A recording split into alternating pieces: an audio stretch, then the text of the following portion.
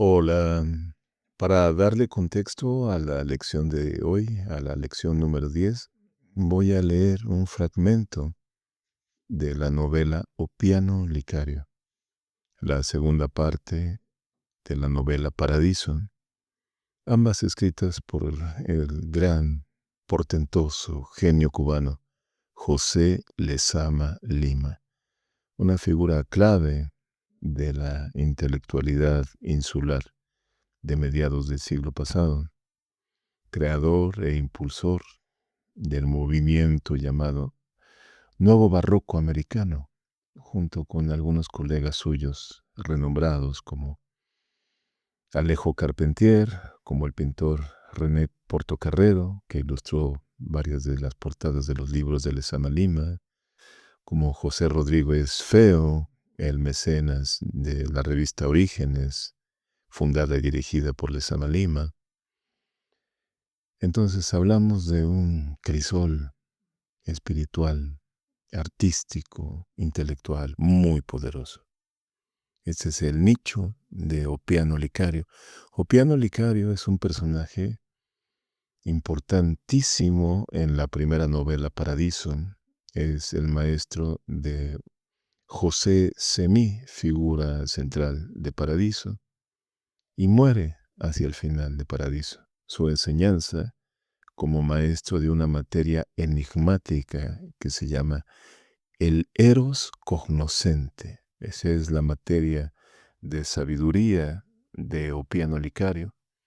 Y esa sabiduría queda inscripta en un libro misterioso que circula entre iniciados únicamente y algunos discípulos suyos.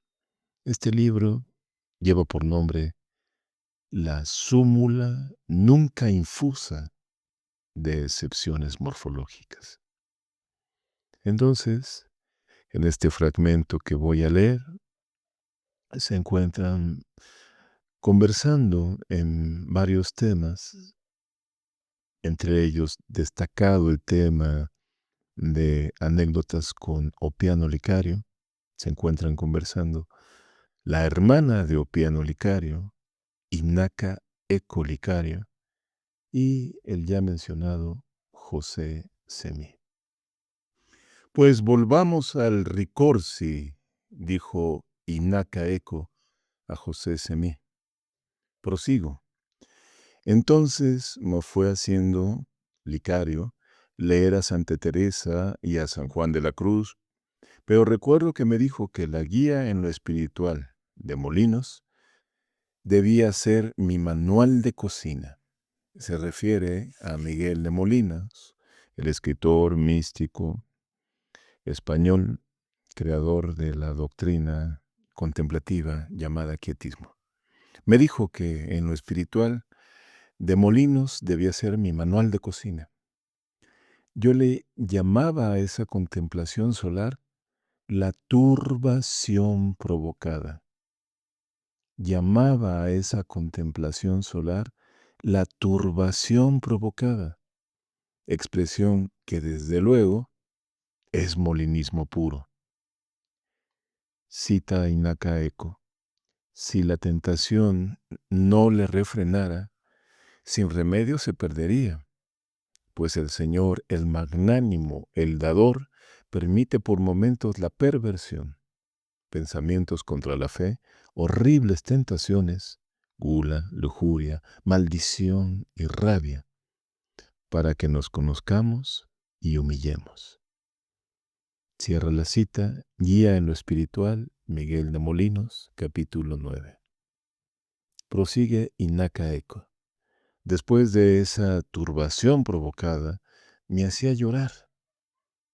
Licario me llevaba a un cuarto en sombras, donde la turbación se iba trocando en la visión, pues me iban quedando delante de los ojos unas manos o un botón luminoso, el rebrillo de una lanza, ojos remedando la ignición solar. Al paso del tiempo, ejercitándome bajo la dirección del Licario en la turbación y en el punto luminoso, con dejar una luz encendida en el cuarto mientras dormía, podía, en el sueño, seguir la marcha de las personas. la irregularidad de las poblaciones como móviles en la extensión. Semí hizo un gesto en el aire que recordaba el relato del tejido de su madre. Y Naka interpretó ese gesto como la pausa que, sin estar en la partitura, se deja al arbitrio de los músicos. En el momento en que usted habla de la reducción de la turbación a punto luminoso, comentó Semí, creo que podemos empezar con el paralelismo que me pedía en esta primera conversación, pero ese paralelismo tiene que ser un poco irregular, asimétrico, como se ha descubierto en los últimos tiempos en las estatuas griegas, por los helenistas que reaccionan furiosamente contra el sopor del metrón griego. Entramos, pudiéramos decir, continuó Semí, con el mismo paso de danza, pues lo que usted llama la turbación, para mí es lo increado creador. Dios que nos da las dos dimensiones, lo increado, la futuridad, y lo creado, que es el pasado. La instantaneidad coincidente de lo increado y de lo creado es lo que llamamos presente. Lo increado, creador, actúa como la turbación. Cerramos los ojos y ya están volando los puntos de la imago. La suma de esos puntos forma el espacio imago y lo convierte en un continuo temporal. Observe que ese proceso no es más que lo increado futuridad buscando la instantaneidad presente. Después aparecerá el movimiento actuando en el continuo temporal. El movimiento suma los puntos imagos, los circuliza y rota y los somete a la polaridad. Esta, a su vez, engendra la linealidad y la fuerza de atracción. Esa linealidad y fuerza de atracción unidos a la polaridad es el paso previo para lograr el continuo temporal. Al lograrse este continuo temporal, las dos dimensiones del tiempo, pasado y futuro, desaparecen. La linealidad y la fuerza de atracción buscan la línea divisoria entre lo increado y lo configurado, o lo que es lo mismo, los puntos de la imago. Al actuar en el continuo temporal, borran las diferencias del aquí y ahora, del antes creado y del después increado.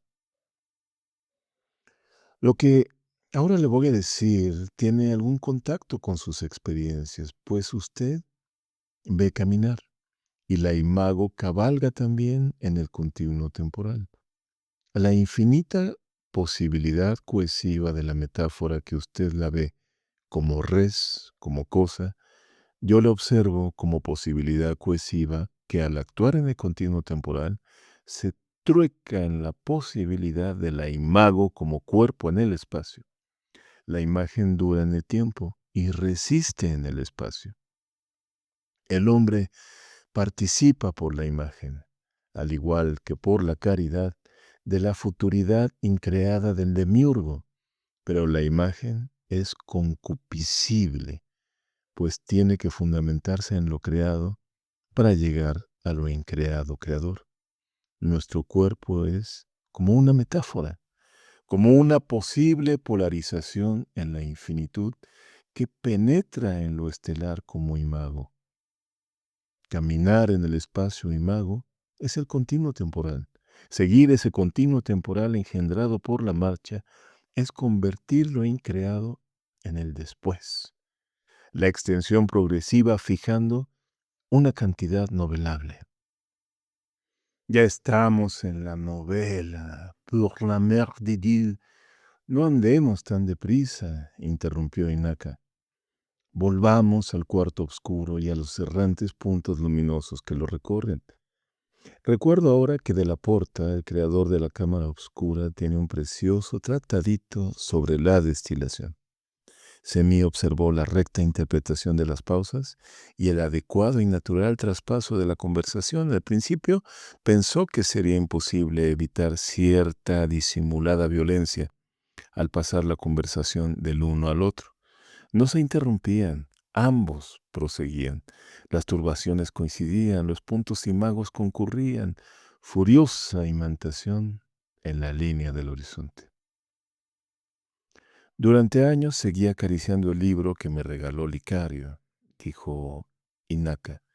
Molinos hablaba del silencio como en nuestra época se habla del vacío o de la nada. Hablaba del silencio verbal, el de deseos y el de pensar, para lograr lo que los alumbrados españoles de la época de la monja Encarnación de la Cruz llamaban el dejamiento. Por el silencio de palabras se obtiene la virtud, es decir, la fortaleza. En el silencio de los deseos se nos regala la quietud. En el silencio del pensamiento alcanzamos el total recogimiento. Comenzamos a ver, marchamos y vemos las huellas y la progresión de la marcha. Es el silencio del homenaje y aparece que alguien, digamos Dios, nos comienza a hablar. Es el silencio que rodea los cuerpos cuando comienza el amor. La Magdalena no habla, y el mismo Señor enamorado de su amor perfecto se hizo su cronista. Cita de la Guía en lo Espiritual de Molinos, capítulo 17. Para la obediencia a ese silencio, Molinos requiere a San Buenaventura, que le aconseja que sea voluntaria, sin contradicción, simple, sin examen, perseverante, sin pausa, ordenada, sin desvío, gustosa, sin turbación y universal, sin excepción. Para conseguir ese silencio previo, esa dejación sin tiempo ni espacio, aconsejaban los padres fundadores, los más inopinados tejidos de hora. Los más inopinados tejidos de hora. A unos les dicen que planten lechugas por las hojas, que dispersen el agua sobre troncos secos, que cosan o descosan de propio hábito. Así van surgiendo lo que llaman centellitas del espíritu, las cuales abonan como la muerte las formas y especies. En esa distancia entre el silencio y la centellita, comienzo a ver a un hombre que camina, que se pierde, lo retomo, pero nunca puedo saber si dentro del silencio el que marcha me habla, o se interrumpe mi silencio y cesa el desfile.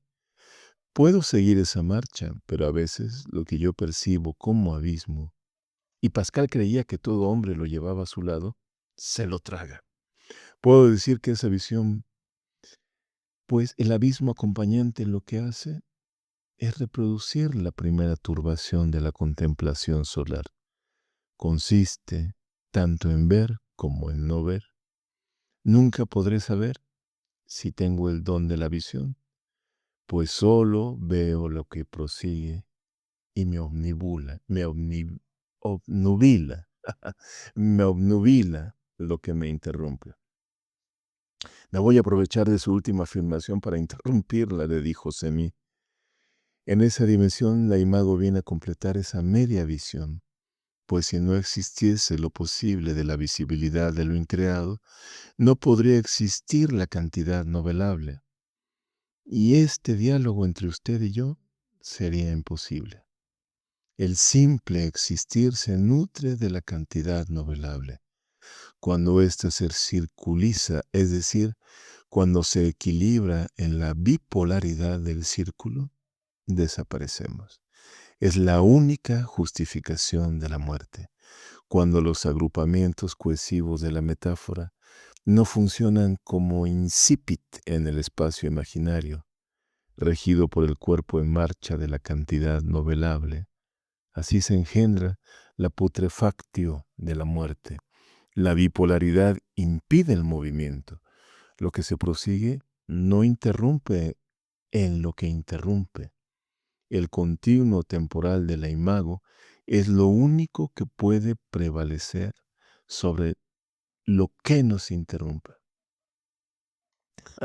Buena señal para que me interponga, una vez más, el nombre creando la realidad. Aunque yo no intento prevalecer, por lo menos no por ahora, siguió Inaka la conversación.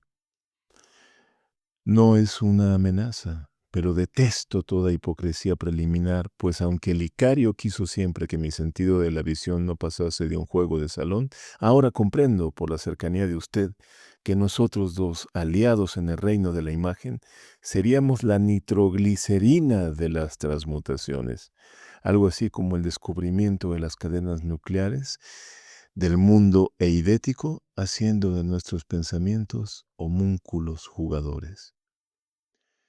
Qué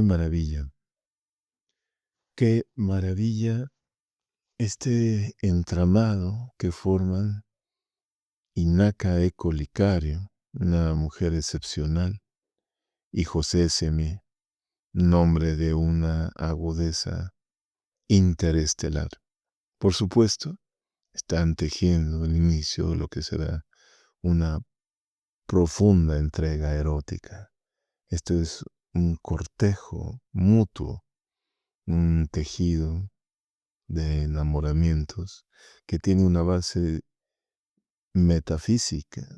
Por supuesto, este es un momento muy encumbrado de Lezama Lima, porque lo que está elaborando a partir de este maestro espiritual español, Molinos o de Molinos, es algo muy importante para esta lección. Una llamada de atención que, como anoté al principio, corresponde a varias estrategias mágicas. Aquí se le nombra como la turbación provocada.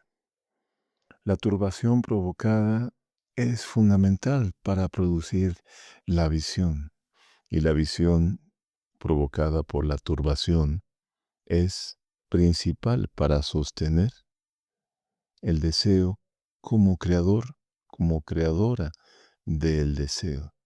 Es un juego de tiempos cuyo núcleo cohesionador, cuyo núcleo de organización y de congruencia es una congruencia mágica, que también es una congruencia mística, que como vemos aquí es una congruencia erótica también. Es conocimiento. La acción de crear es una acción de conocimiento. Esto es prodigioso. No es, por supuesto, privativo, exclusivo del Lezama Lima. Esta es una idea que viene precisamente de la estructura básica del ritual.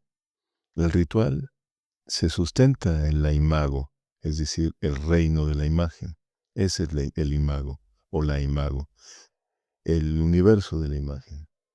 La imagen, como vimos, está antes siempre de toda producción creadora, ya sea de una mesa, esta mesa en la cual estoy trabajando, ya sea de la calle donde vivo, o de los autos que pasan, o de un rascacielos en una ciudad distante. Antes de ser materia estructurada por la mano humana, por la cultura, pertenecen todos los objetos, todo lo que llamamos realidad, a la dimensión de la imago. Entonces, el creador de la cuestión temporal puedo ser yo, en el entendido de que yo soy el núcleo del tiempo, porque el punto de referencia para que se pueda comprender desde cualquier perspectiva de la dimensión del imago el hecho de lo increado que corresponde al futuro y de lo creado que corresponde al pasado, soy yo, mi ser siendo el espesor de cuerpos que lo hacen ser quien soy. Yo soy el núcleo del tiempo. Y ante ese núcleo lo que encaro es lo increado, lo que todavía no es. Esto es un gran hecho lingüístico de Lezama Lima, porque lo llama con un nombre que no íbamos a ver en otro lado. Eso futuro, lo que aún no es creado. Brillantísimo, porque nos da asideros para situarnos en el tiempo. ¿Cuál es mi posición en el tiempo? Estar frente a lo increado y tener como respaldo absolutamente cualquier condición de respaldo que pueda imaginar a lo creado, al pasado. Esté donde esté como esté, siempre voy a tener el soporte de lo creado, de ese pasado. Dice Lezama, voy a retomar algo que leí.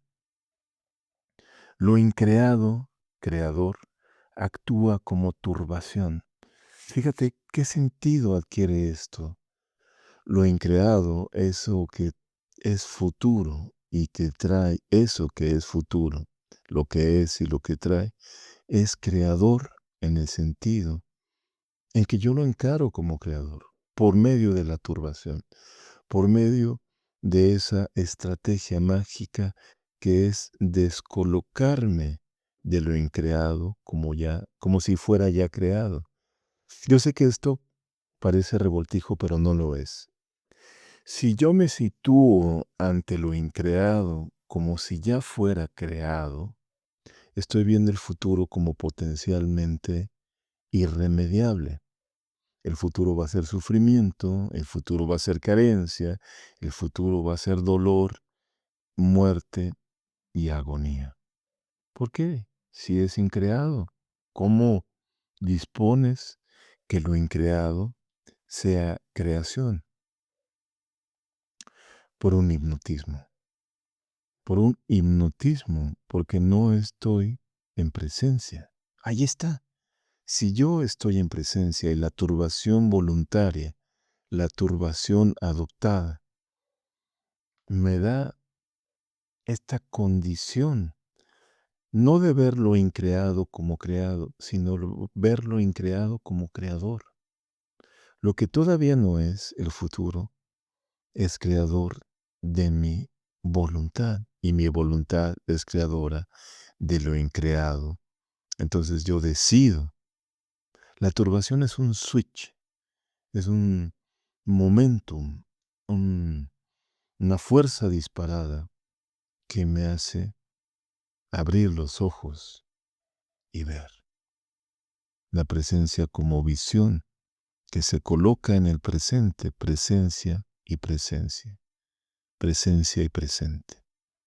Dice, cito, observe que ese proceso no es más que lo increado futuridad buscando la instantaneidad presente. Lo increado futuridad anhela la instantaneidad presente, anhela la rotunda condición de la presencia. La presencia actúa como un imán y lo increado futuridad vamos a concebirlo como piezas, pequeñísimas piezas, lajas o astillas de metal que van siendo convocadas de inmediato por el imán de la instantaneidad presente de la presencia. Allí donde yo me hago presente, convoco a lo increado futuridad que yo decido. Fragmentos a su imán, dice Lezama Lima en un poema, que también es el título del libro, Fragmentos a su imán. Así se titula el libro y así un poema. Hermoso. Uf, genial, ¿no? Maravilloso, supermaster. O sea, fíjate qué figura tan potente. Astillas del deseo deambulan por millones en la eternidad. Mi presencia convoca lo que yo deseo como un imán. Todas las demás astillas, las que restan, que vuelen, que se dispersen, que no me toquen las de maldad ni las de carencia. Para ello, un elemento estratégico, y aquí quiero llegar para brindarte una máquina simbólica que yo ya comenté en pasados, es decir, en elementos ya creados, pero que pueden volver a ser increados por darlos, es decir, la tradición renovada por el ofrecimiento. Es una estrategia de turbación o máquina simbólica que llamo la creación de futuro. No es complicada. Esto que yo he leído y lo que yo he comentado parece un revoltijo, pero es barroco. No me hagas mucho caso, ni a Lezama si quieres tampoco. Disfrutémoslo, disfrutémoslo. El punto es algo que sí resulta apasionante, muy apasionante. El futuro aún no es creado. El pasado ya es creado. Por tanto, si yo me relaciono con lo creado, ¿cómo es mi pasado? Pues tiene cosas que me agradan y cosas que no, cosas portentosas y cosas miserables. ¿Qué pasaría si yo hago que lo increado, por medio de mi presencia imantadora, fuese lo que yo quisiera recordar como maravilloso? Es decir, si yo hago que mi pasado sea creado por el futuro que yo quiero y que yo convoco con mi fuerza imantadora. Supremo, es hasta bello porque es lógico. Si lo que es futuro aún no sucede, doy un carpetazo, un portazo, como nos enseñó Abdullah, el maestro de Neville Goddard, a la idea de que ya está creado y me va a aplastar de manera inminente como un camión que me arrolla y me despedaza. No, no es creado. Yo voy a crearlo. Si yo no lo creo, otra fuerza lo va a crear. Entonces, todo momento que venga a mí, todo futuro, lo voy a modelar con un pase de danza, es decir, con gracia y sin un esfuerzo desmedido. No tiene que haber esfuerzo desmedido. Simplemente que ahora que termine de grabar esta lección, voy a bajar al baño. Y esa bajada va a ser como yo quiero que sea. Cada escalón, el viento que me va a abrigar con su frescura, porque en la tarde llovió, en desplazamiento por un jardín que rebeldece, donde hay una higuera y hay floripondios, y ya empiezan a despedir su olor que droga poderosamente a los enamorados, el cambio de luz, de temperatura, el beneficio de desahogar la vejiga, quizá pase a la cocina para comerme algo goloso y regrese a trabajar. Eso voy a hacerlo a placer. Y va a haber sorpresas, porque no es un plan de hierro. Va a haber sorpresas. A lo mejor paso antes a la cocina a prepararme un café. Qué buena idea, se me acaba de ocurrir. Voy modelando al paso. Trazo una línea general, pero voy haciendo cambios. Pero todo sucede de acuerdo a mi voluntad. Y cuando vuelva dentro de 5, 10 minutos o media hora a sentarme aquí, que ya habré grabado esta lección, pues va a ser un momento de disfrute, quizá me vea una peliculina, quizá prepare otro material. He creado mi futuro. Entonces, mi pasado, pues es fuerte. Eso con cuestiones cotidianas, así de instantes, 5 minutos futuros, media hora futuro, 3 horas futura. Mañana a las 5 de la tarde también es mi futuro. Lo voy a hacer. No me va a costar trabajo, sino voy a decir, uy, qué pereza hacer todo esto. No es pereza, fluye en la fuerza de tu voluntad. Fíjate qué buena frase se me acaba de ocurrir. No la tenía preparada, me encanta. Tomemos nota. Fluye en la fuerza de tu voluntad. Crea tu futuro y amarás tu pasado. estarás orgullosa de ese pasado y te va a respaldar porque el pasado es un sostén, ya está creado. Entonces es algo a través del cual o sobre el cual te puedes recargar, sentir su apoyo, te puede impulsar, te puedes sentir orgullosa, ¿no? Es decir, yo me siento orgullosa del pasado porque es quien soy. Si yo hago mi pasado es ser quien soy. ¿Quién soy? Lo que yo he querido ser. ¡Ay, qué chingón, caramba! Está buenísimo, está buenísimo. Y así, esta inspiración que me ha permitido transmitir el genio maravilloso del maestro de maestros, José Lezama Lima. Como no vas a encontrar paradiso en el mundo de los normales, como no vas a encontrar mucho menos o piano licario en el mundo de los zombies, te los voy a dar. Si algún día recuerdas a este viejo que te dijo, cambia tu futuro, vas a ver que está muy bueno. Entonces, quizá te acuerdes de abrir las novelas y en ese momento dirás, qué mil, qué maravilla. Porque uno es de alguna manera antes de leerlas y después de leerlas eres todo. Pues bueno, aquí está. Y como en las palabras más recientes quise crear el futuro del final de esta lección con la lectura del poema que tú escapes de José Lezama Lima. Que tú escapes se llama. Que tú escapes en el instante en el que ya habías alcanzado tu definición mejor. Mi amiga, que tú no querías creer las preguntas de esa estrella recién cortada que va mojando sus puntas en otra estrella enemiga. Si pudiera ser cierto que a la hora del baño, cuando en una misma agua discursiva se bañan el inmóvil paisaje y los animales más finos, antílopes, serpientes de pasos breves, de pasos evaporados, parecen entre sueños, sin ansias levantar los más extensos cabellos y el agua más recordada.